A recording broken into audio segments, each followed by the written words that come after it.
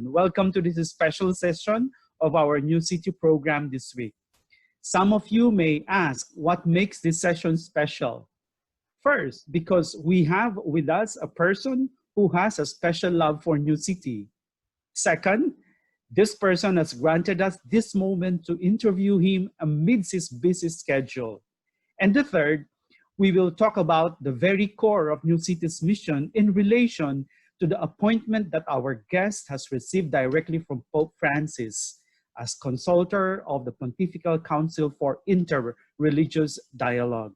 So to begin with, I would like to ask our special guest to kindly say something about himself.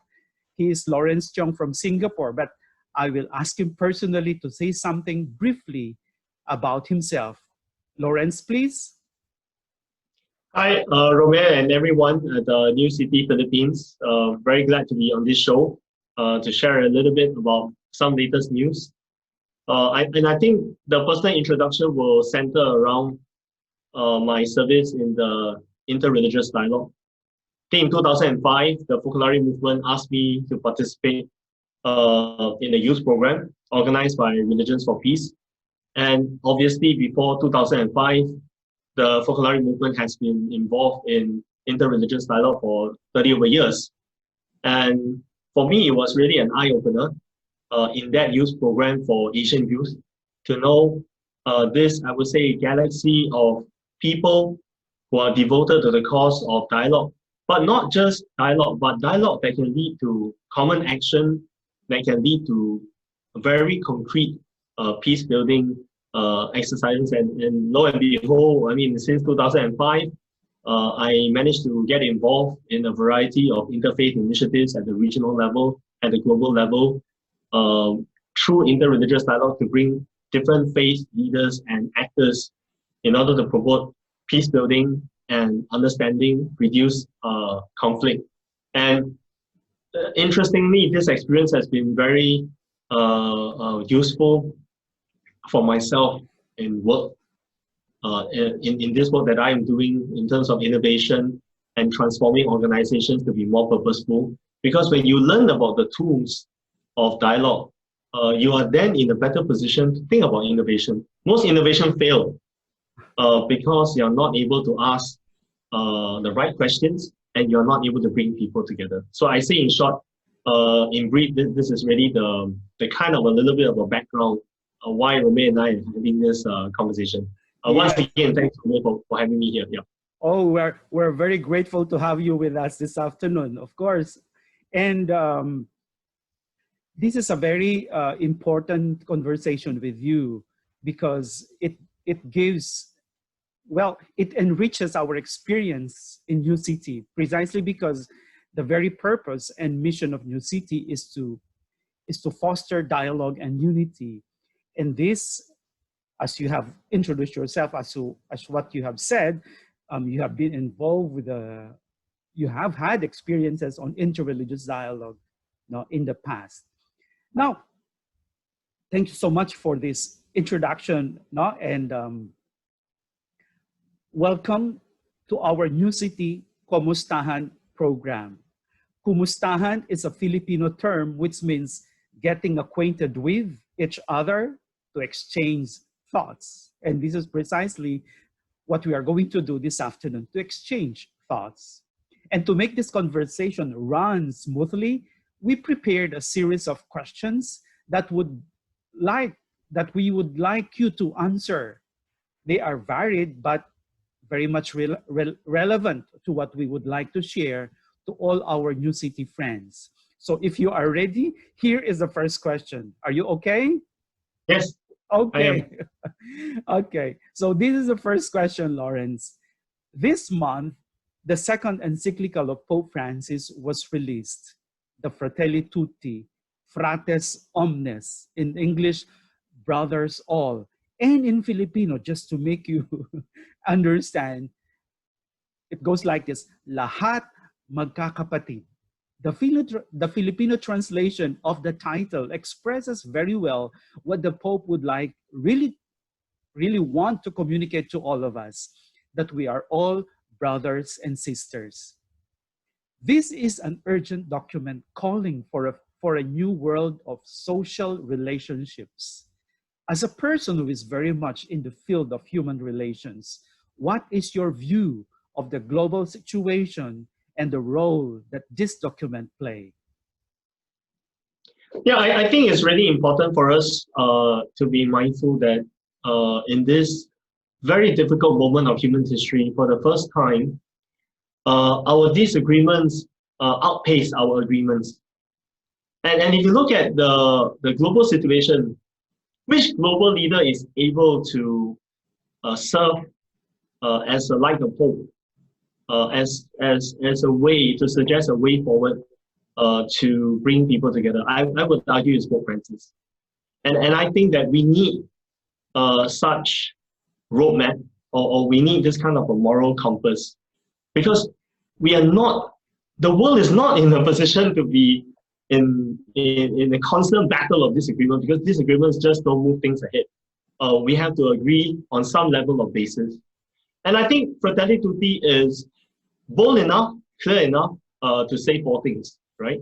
Yes. First, the Pope analyzed the global situation very well, the inequality, the effects, right, of what we call political conflict among politicians, the breakdown on what we call the working order, working global order, right? And he rightfully pointed out that there are systemic trends whereby people are not really respectful of human dignity. But he doesn't just say as a concept. What I find very interesting, again, leading from Laudato Si, is that the Holy Father wanted to be extremely concrete in his suggestion in terms of what we call the pathways of dialogue and how should we look at it and how should we go about it. And also because right now, we are in a world where a lot of people think they are right. Yes. But they don't necessarily are willing to listen to the other side, about how we can be better together. So I think the argument is that we hear in the news media is, I'm right, that other person is wrong. But what Fratelli Tutti is asking us to see is that we can do this together, and we can do this with very specific methodologies which the Holy Father has proposed. And I think those elements that he wrote in Fratelli Tutti about social relations are so critical, because we have a breakdown of trust at all levels of societies, or even at the global level.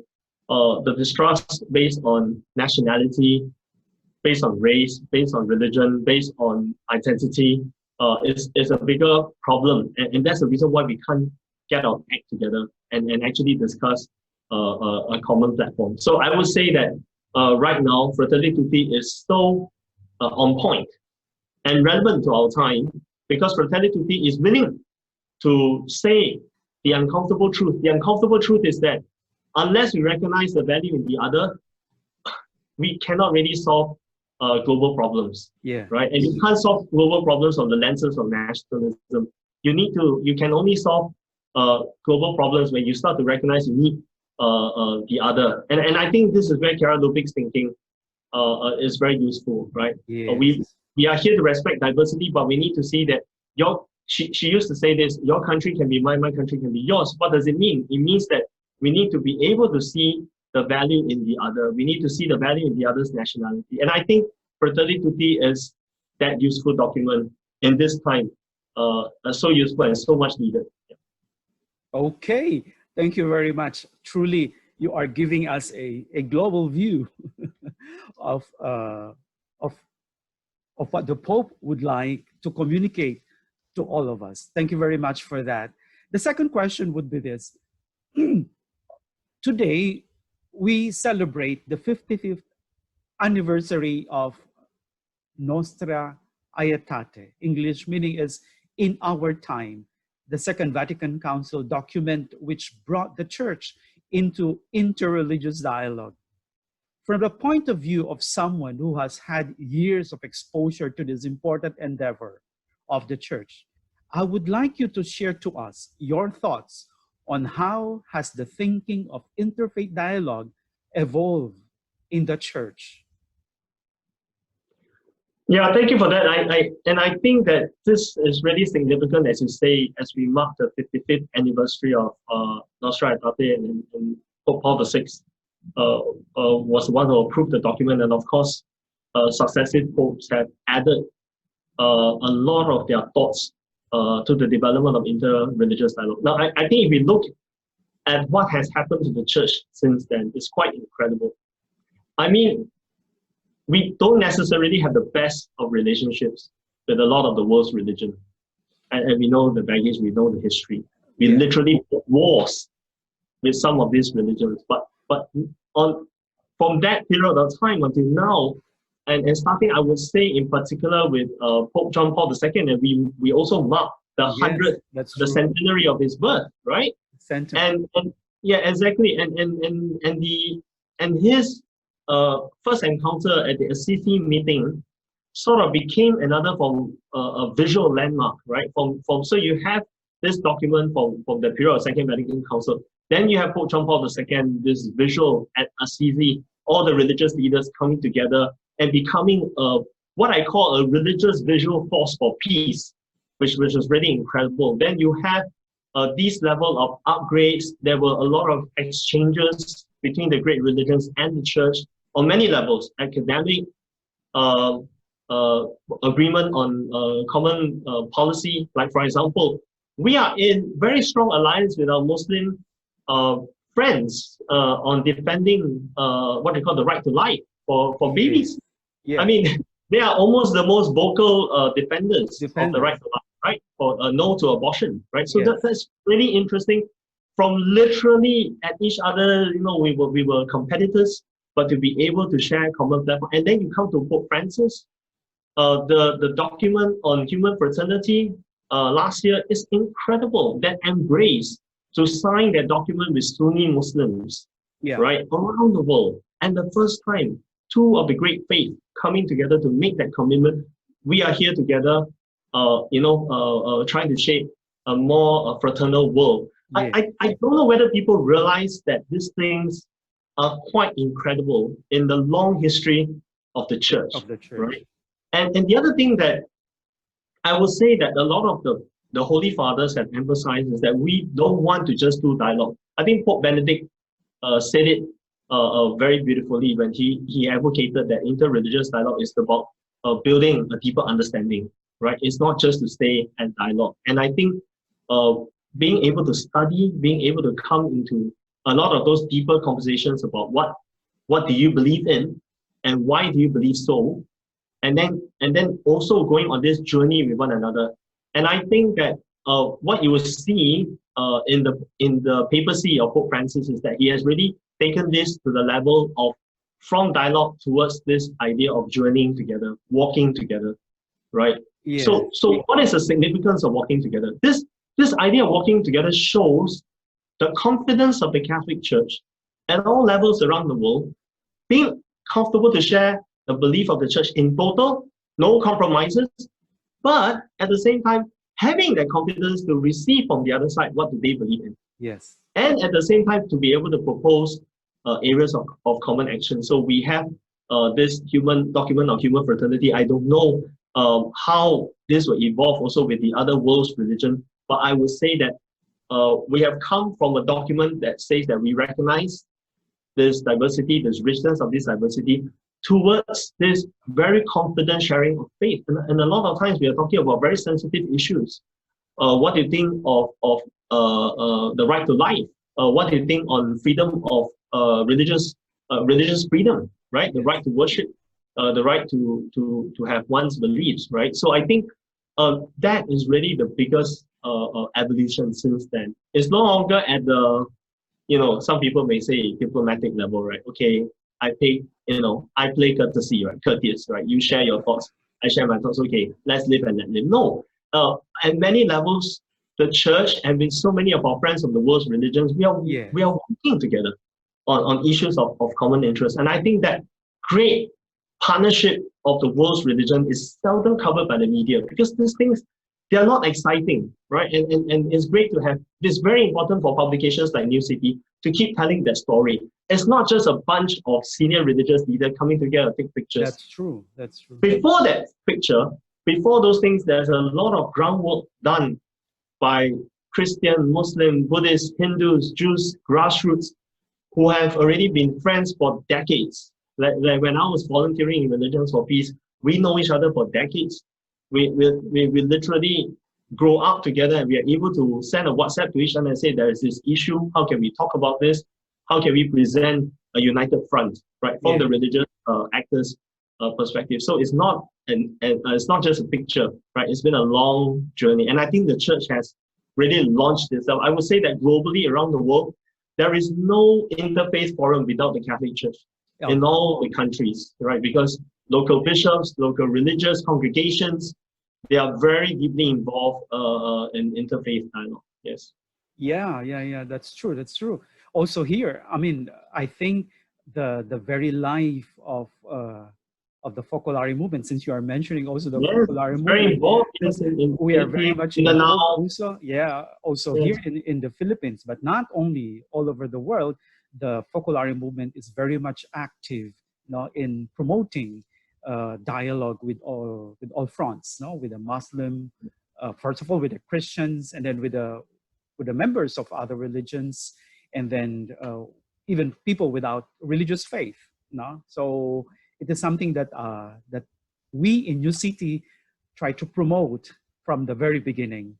Okay, thank you very much for that beautiful answer. We go now to the third question, Lawrence.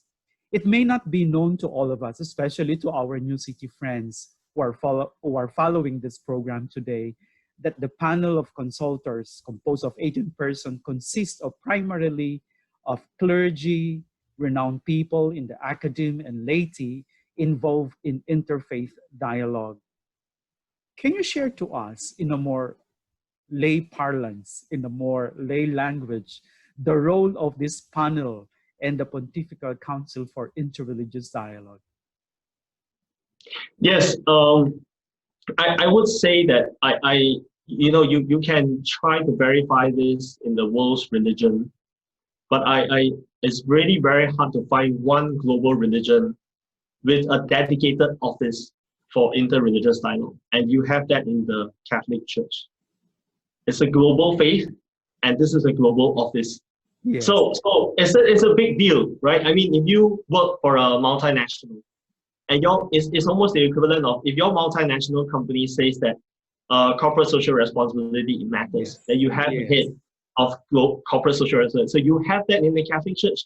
Cardinal Angel Miguel Ayuso is the minister equivalent, right? The director-in-chief representing the Holy Father in interfaith dialogue at the global level.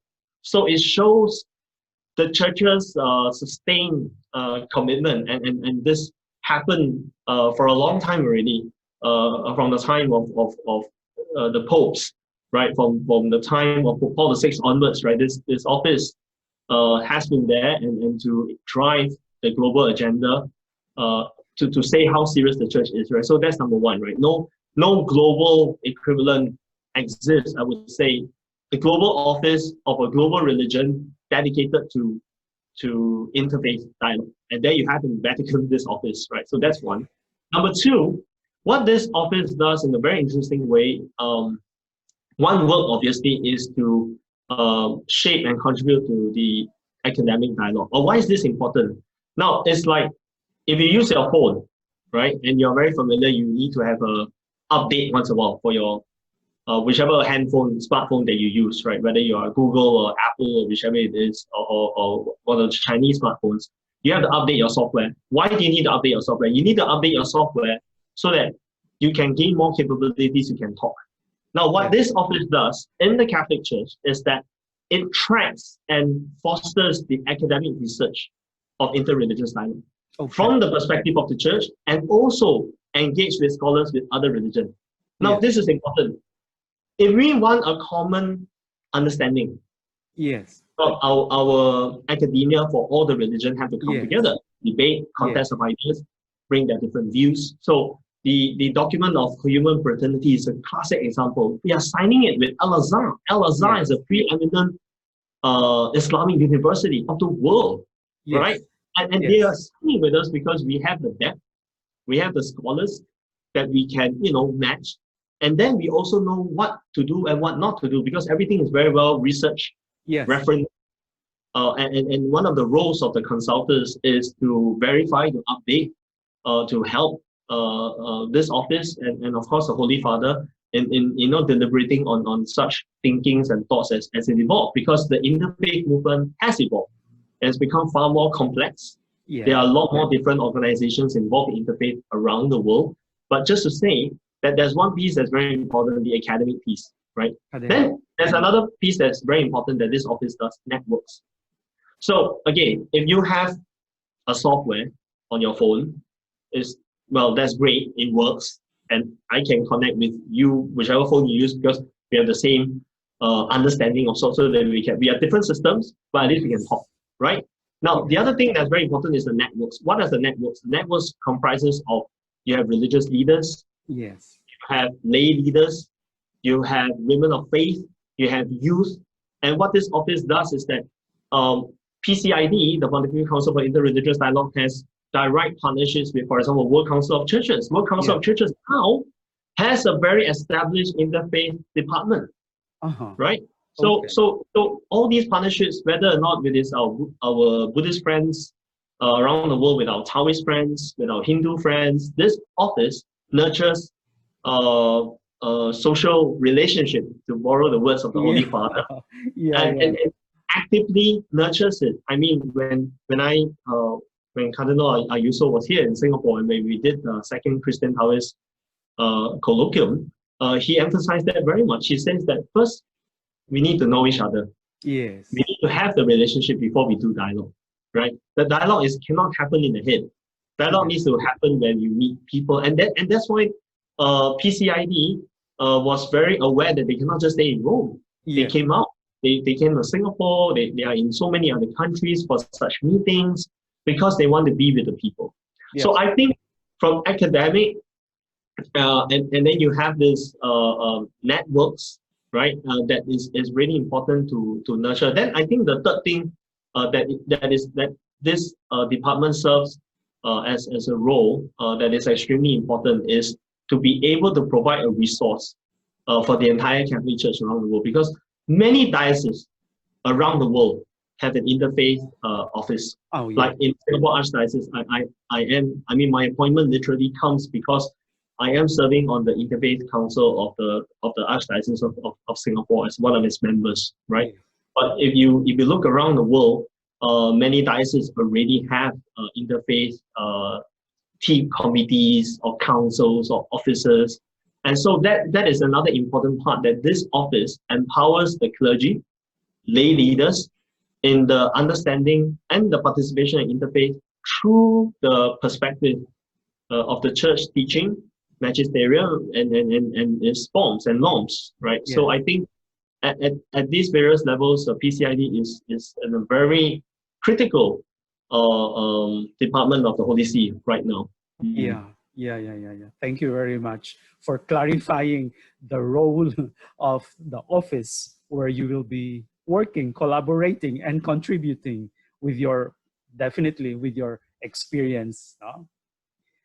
We shall now go to the fourth question. I made mention earlier that you have been appointed by the Holy Father to be part of the panel of consultors in the office of the Pontifical Council for Interreligious Dialogue. What does it mean for you that the Holy Father appointed you, and being aware that you are a member of the Focolare movement?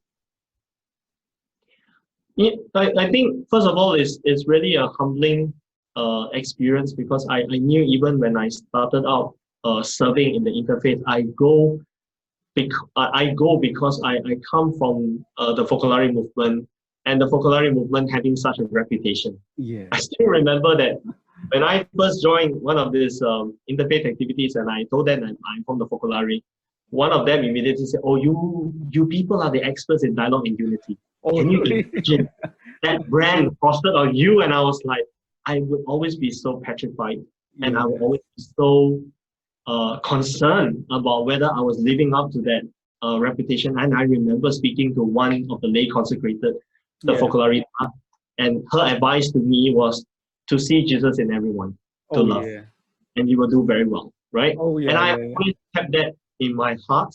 And I think the Holy Father, in a very beautiful way, if we look at the three major encounters the Holy Father had with the movement, and when our current president Amos was elected president, and in the meeting, the Clementine Hall, when Pope Francis said about Chiara's vision of world man, about how to shape world man today, and then of course he had another encounter with the economy of communion, where Pope Francis literally said, if you want to be honest, almost, he was suggesting, if you want to be honest about living up to what Chiara had in mind, about the economy of communion, you have to change the rules. You cannot just be charitable, right? And of course, the next major encounter was when he went to one of the permanent towns of the Focolare in Lopiano. And he literally said that, you know, you have to be confident of what you have received and to go out, right? And I think in a very interesting way, he as a Pope coming from the Jesuit, from the Ignatian spirituality, was very deeply aware of the charism of unity that Chiara Lubick had. So much so that he was almost like giving us a mirror to say, look, this is you, you know? And I think at many levels himself, and of course the Office for Interreligious Dialogue, because the Focolare is very involved in interfaith dialogue, as you mentioned earlier, all around the world. There is an appreciation of the value that the Focolare movement brings. Because as many of us know, what is interesting in the Focolare movement experience is that we do have many affiliates, many members who are not Catholic, but they consider themselves as part of the big family of the Focolare. And we will think of the community in Algeria, we will think about some of our community in Thailand, and so many others, right? And of course in the United States, and all, right? So in a sense, I was always appreciative of the fact that the church was very aware of the innovative inspirations of the Holy Spirit. And sees the Focolare movement as one of these platforms.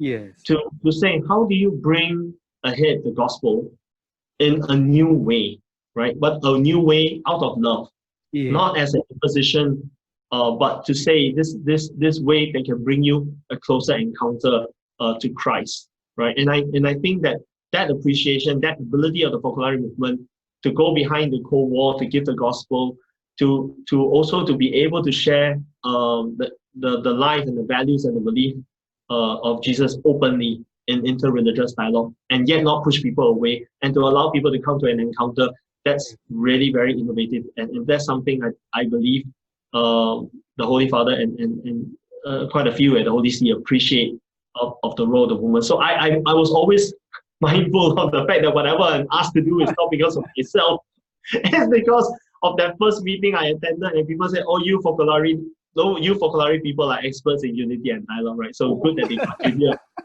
So I'm very sure this is one of those moments that, because we are seen as, and they want that diversity, and they obviously appreciate the little contribution I did, but more than that, right, is this overall contribution of the Focolare that can make in terms of innovation. And I would say that the church is really in a period of innovation in terms of how to bring ahead what we are trying to live as an experience of church. And also I think it's beautiful for me because this is the centenary of Chiara Lubick. Yes. And this entire year we had the chance to learn about her life, her impact, right? And one of the big impacts she had was interreligious dialogue.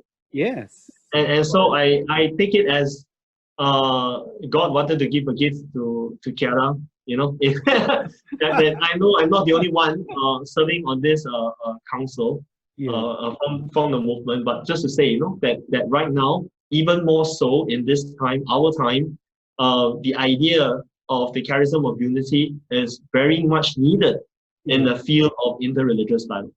And while you were talking, I was just reminded, or I recall, no, what Chiara has told the second generation of the Focolare movement. That gesture of giving the flag to the second generation and telling the gen then, no, that you will be the one to bring this revolution of love, no, in the society, in the world. And I think in this appointment that you have received from the Holy Father is nothing but an affirmation of those words of Chiara, that the second generation will truly bring ahead the ideals of the Focolare movement, the charism of unity, in their own respective endeavor, but also in the church and in the society. No, so that's very clear to me. That's very clear. Yeah, I think that is very interesting that you brought that up. I mean, as a young person, I met the Focolare movement as a teenager, and when you go for these big meetings, big because there are like tens of thousands of us from around the world, and literally we were from 180 countries, right? And I often shared this, that I think Chiara had this force of vision, and I think that force of vision is so important, right? Because she's able to say things like, if you live the gospel, if you follow God, and I think one time she said this: you cannot imagine a greater plan that God has for you if you follow, right? And it's true, because I meet so many of my peers. Some of them in the movement, they are not in the movement, but somehow they manage to follow that light inspired by Chiara Lubick, and they're doing very well. But they are doing very well because they understood that every single day coming to work is not work. You're trying to come into service. No matter how imperfect you are, how bad you feel about yourself, it's very important to not just think about yourself, to get out of yourself, and to think how you can serve, right? I think that kind of force of vision that Chiara Lubick is very good at giving, right? Then he stayed with us, and it's true, and I do recognize. But then again, when you're young, right, and now you wouldn't be able to trace how you're going to end up, right? I shared before at various encounters with the New City Philippines that I wanted to be a priest, right? One friend who knew me very well, he was joking with me, if you became a priest, I don't think you're meant to pope. So I mean, just this kind of jokes, right? And again, it's not something that a young person would know what to think. But I think the one thing that Chiara left in so many of our hearts is follow the will of God. But you can only understand the will of God if you love. Right? And don't have this, I mean, in the secular world, we always talk about planning. But the problem with planning is that you're not ready to react in a very intuitive way. Right? So I think the method of Chiara Lubick is very interesting. Is that you can plan, but you must be willing to let go, because God is trying to show you something, right? And I think that's a gift. And to believe that if you are who you are meant to be, right? God has a role for you, and to keep doing that, Yeah, that's true. That's true.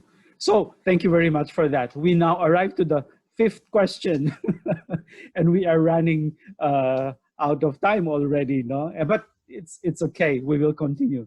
The fifth question that I have formulated for you would be this. And this one centers on the profound relations of the person of Chiara Lubick, the founder of the Focolare movement, and the primary goal of the Asian continent in the promotion of interreligious dialogue. In her visits to Asia, Chiara Lubick has once said that Asia is a continent with a special characteristics in terms of union with God and a deeper appreciation of the sacred. In this context, I would like to know your thoughts about Asia can contribute further in the field of interreligious dialogue. Yeah, like I do see, and now having served in the interfaith world for quite a while, I can understand where Chiara was coming from when she was able to see that in Asia there is this special characteristic of the divine, the sacred. And I give you an example. Maybe in the West, interreligious dialogue is really at the dialogue level. Right. You discuss, you share, and it's quite common. But in Asia, a lot of the dialogue happens in terms of silent observation of other.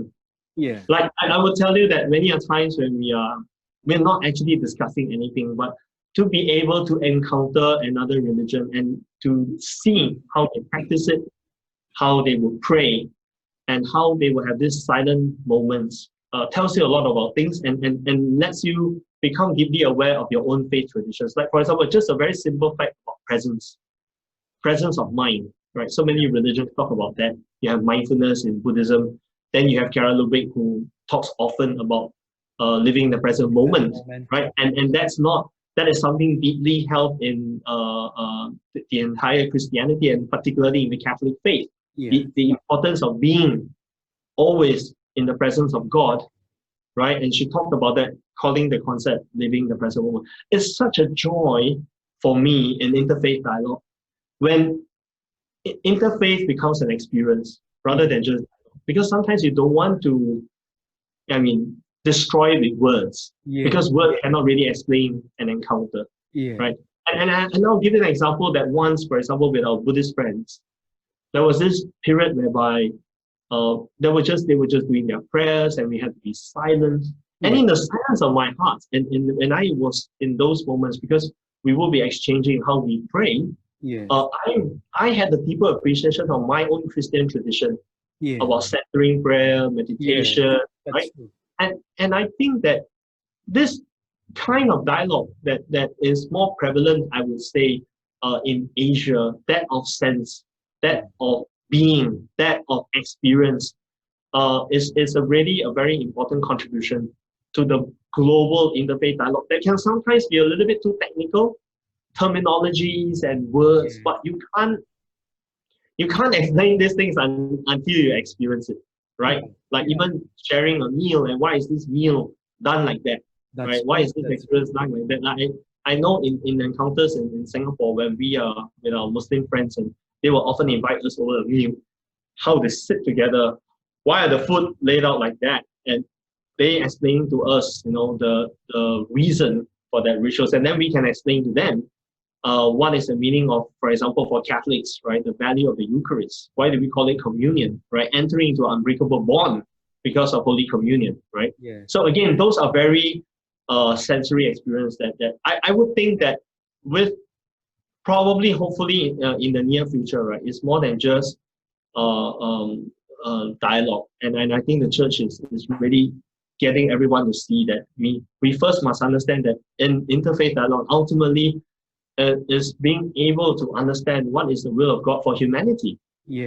Right? Because God is ever present in the understanding of the Catholic Church. God is in everything. You cannot lock God out of the picture. You cannot isolate God, right? God is the only one who is not under quarantine. We are, right? Because of COVID-19. Right? So I think that experience and that sensory experience is where we can contribute most. That silence. Even in the silence, we can have dialogue. But it's dialogue of senses, dialogue of mind, dialogue of beliefs, which Kara pointed out very, very aptly, that this is where Asia has a unique sensitivity and contribution. Wow. Thank you very much for that very, very full, if you want, no? And I am very sure our New City friends and all those who will follow us later on after this conversation will truly understand, no? Will truly have a deeper insight, no, of the reality of what we are living here in Asia, that we can give so much contribution, no, with the way we live, with the way we think, with the way we relate, especially, no? And I like very much what you say, the presence, which is really typical of Asia. Sometimes, for example, for us, when we are together with the European, with the Western people, they will always tell us that, why are you so silent? Why don't you speak? Why don't you speak? Why don't you? Because for us, silence is also very much linked with reflection. Not only reflection from the mind, but mostly a reflection from the heart, from the soul. No? Yes. And I think the Western world have learned and are learning and continuously discovering this treasure that we have here in Asia. No? And this is why I like very much also what Kara says, that here in Asia, there is so much that sensitivity to the sacred, because everything speaks of a relationship with the divine, a relationship with the divine. So thank you very much for this moment, Lawrence. And I wouldn't like to hold you longer with this conversation, because I know you have also other commitments, but I'm just very grateful. We are just very grateful for this moment that you have dedicated to us. No? This has truly been a very enriching conversation with you. And who knows how much our New City friends have also been enriched by your vibrant and profound thoughts.